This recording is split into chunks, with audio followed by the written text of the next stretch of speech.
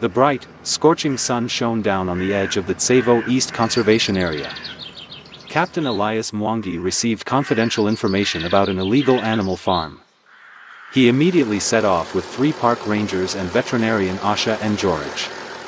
A short, cracked dirt path, interspersed with green grass, runs between lush green trees. They stopped the car in front of the dilapidated wooden fence and patched corrugated iron roof of the farm. The damp, musty smell and the clanging of iron chains against wooden posts made everyone choke. In the dry muddy courtyard, a pregnant female elephant stood silently, her back covered in dust. Its belly was heavy, its eyes sunken, and its ears drooped as if it were completely exhausted. Asha observed and whispered that she was about to give birth, but her body was failing. Elias gestured for them to keep their distance, avoiding startling it and causing it to collapse. They coordinated with authorities to close the farm and draw up a report on the spot. A mild sedative was administered to ensure the elephant's safe transport. When the medication takes effect, the mother elephant breathes heavily and stands still, her trunk drooping in exhaustion. Elias named it Malaika, as a promise to take it to a decent place. They led Malaika out of the dirty cage using a soft rope and reassuring voices. The strong sunlight shone on her wrinkled skin, making each crease stand out like a map of her life. The tow truck was being towed up the ramp, its wooden deck covered with sand to prevent slipping. 2 rangers held the guide rope, and Asha stood beside them, monitoring her breathing. Malaika walked slowly up the slope, each step heavy as if dragging along the last vestiges of her pregnancy. When the car door closed, the whole team breathed a sigh of relief but still didn't dare to let their guard down. The convoy rolled across short stretches of green grass interspersed with dry land in the harsh white light. Fine dust swirled behind the wheels, and the trees in the distance rustled gently in the wind. Asha constantly monitored Malaika and administered fluids to prevent her from going into shock. Elias sat by the door, his eyes fixed on the enormous figure that was trembling slightly. Upon arriving at the station, they placed Malaika in a semi-wild enclosure with a high roof. The floor of the shed was covered with a thick layer of fragrant, clean, and soft yellow straw that shimmered in the sunlight.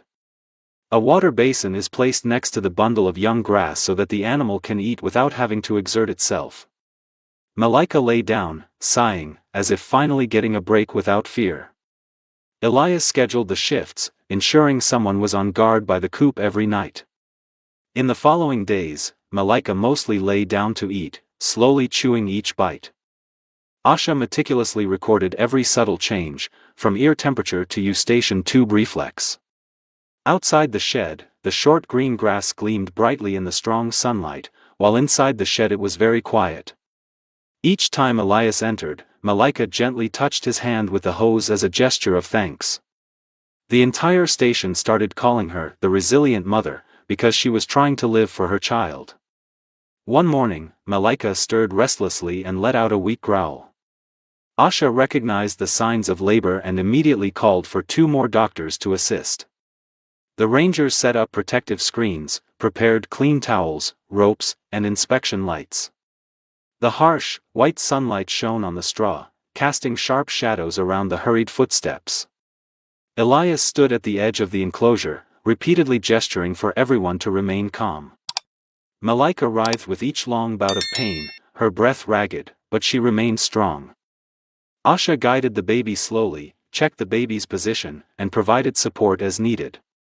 The decisive moment arrived, a small tube emerged from the wet straw. The baby elephant slipped out of the water and let out a tiny, heart-wrenching breath that brought tears to everyone's eyes. Elias laughed through his tears, because finally the miracle had arrived. Nia was named right then and there, meaning purpose, in the hearts of the whole team. Nia struggled to stand up, her small ears twitching in the white sunlight.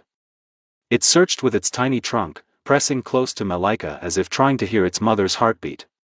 But Malaika had been weak for too long, her eyesight was fading and her body was becoming numb. Asha was given 4 fluids and heart medication, but they couldn't bring her back to life. Elias knelt down beside the mother elephant, placing his hand on her forehead for a long time. The entire enclosure was eerily silent, broken only by the wind rustling through the roof and the sound of sobs. They spread clean straw around Malika, as a silent farewell. Immediately afterwards, Asha reminded everyone that Nia needed to be kept warm right away. Elias prepared the formula, carefully checked the temperature, and then gave the bottle to Nia. Nia lifted her head, sucked awkwardly, milk spilling from the corners of her mouth, but she was still eager. The three rangers standing behind him smiled, their eyes softening after a tense night. From that day on, Nia grew up surrounded by straw, green grass, and familiar footsteps. Every morning, Elias lets Nia sunbathe on the patch of short green grass interspersed with dry soil. It waddled along, its trunk wagging, then turned back as if calling everyone to play together. The rangers handed Nia a softball to push, and the whole station burst into laughter. At times, Nia was taken into the work area, where there were patrol maps and computers. Curiously, it touched its trunk to the edge of the table, sniffed the green hat, and rubbed its head against Elias. Asha regularly checks Nia's measurements and is happy to see that her skin is firmer and her eyes are brighter each week. Nevertheless, Nia would often whimper softly at night, as if missing a never-before-experienced tap. Elias asked a seamstress to make a stuffed animal in the shape of a mother elephant from soft, old fabric. The pale silver stuffed animal was placed in the corner of the coop on a layer of clean straw. When she first saw it, Nia slowed down, sniffing for a long time as if searching for the scent of a memory. It rested its forehead against the stuffed animal and stood still, making anyone who saw it feel a pang in their heart. From then on, Nia pulled the stuffed animal close whenever she slept, tucking it against her side like she was hugging her mother. Elias hung a soft rope so Nia could rub her trunk and release her energy. News of Nia spread, and the station attracted more and more visitors on weekends.